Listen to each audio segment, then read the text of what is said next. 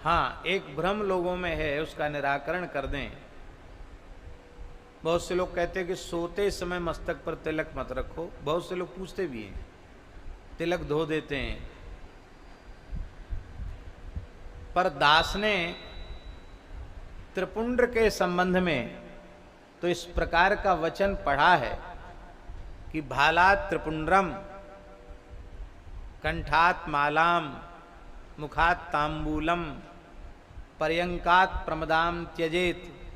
ये सब बात शयन में लिखी है, लेकिन ऊर्ध्व पुंड्र के संबंध में दास को कहीं पढ़ने को नहीं मिला कि निद्रा के समय, सोते समय ऊर्ध्व पुंड्र नहीं होना चाहिए। और सोते सोते पधार गए तो कम से कम तिलक के सहारे तो सदगति हो जाएगी। इसलिए तिलक निरंतर मस्तक पर रहना चाहिए।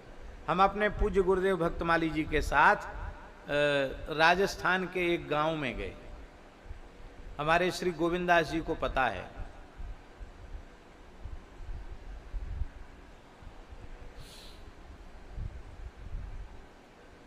अपना स्थान है ना, अपना स्थान है ना सामोद में, क्या नाम है स्थान का? खेड़ापति। महाराज जी की कथा थी, दास भी गया था, खेड़ापति की बात। तो रात्रि को लगभग 1:30 बजे हम लघुशंका के लिए उठे तो हमने देखा एक महात्मा तिलक लगा रहे हैं।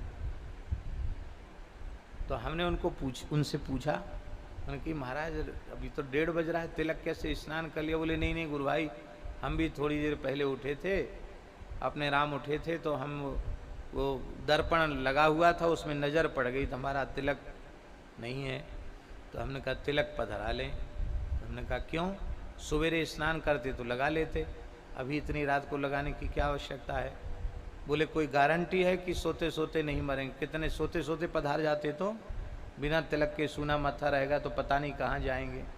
तिलक रहेगा तो तिलक के नाते कम से कम ठाकुर जी की सन्निधि में तो पहुँचेंगे। तो मैंने महाराज जी को सवेरे ये बात बताई कि महाराज जी रात्रि को एक संत को ऐसे तिलक लगाते हम। ये सामोद की बात है, खेड़ापति हनुमान जी की बात। महाराज जी ने कहा इससे शिक्षा लेनी चाहिए कि तिलक सदा सर्वदा मस्तक पर रहे। हम लोग तो एक बार तिलक पधरा लेते हैं तो जब तक फिर स्नान न करें तब तक तिलक मस्तक से जाता नहीं है। और स्नान के बाद भी तत्काल जल का तिलक आसन तक पहुंचने के पूर्व जल का ही तिलक धारण करना चाहिए, पर बिना तिलक के एक क्षण भी नहीं रहना चाहिए।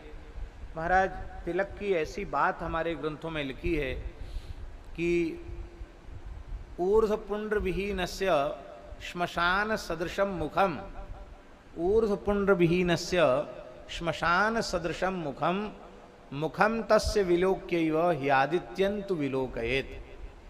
जिसके मस्तक पर ऊर्ध्वपुंड्र तिलक नहीं है, श्मशान के समान उसका मस्तक है। बिना तिलक वाला मस्तक दिख जाए तो सूर्य भगवान का दर्शन करके पाप का प्रायश्चित करना चाहिए। सूर्य नारायण दर्शन का प्रायश्चित लिखा है, सूर्य भगवान का दर्शन करके उस दोष का परिहार करना चाहिए। तो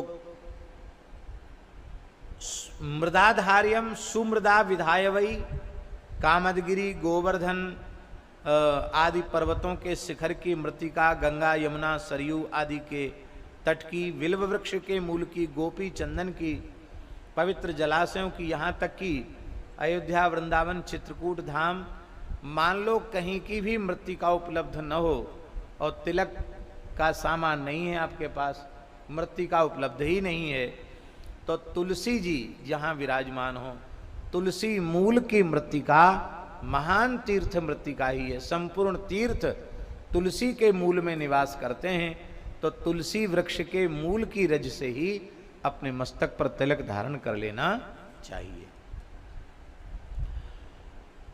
इसलिए महाराज जी पद्म पुराण उत्तराखंड में लिखा है, पर्वताग्रे नदी तीरे विल्व मूले जलाशय, सिंधु तीरे च वल्मीके हरि क्षेत्रे विशेषता, पर्वताग्रे नदी तीरे मम क्षेत्रे विशेषता, सिंधु तीरे च वल्मीके तुलसी मूलमाश्रिते, मृद एतासु संपाद्या वर्जय त्वन्य मृत्तिका। इतनी प्रकार की मृत्तिकाएं वो ऊर्ध्वपुंड्र के लिए ग्राह्य हैं। पर चित्रकूट धाम की रज हो, अयोध्या जी की मलयकूट पर्वत की रज हो, तब तो कहना ही क्या है, गोपी चंदन हो तब तो कहना ही क्या है।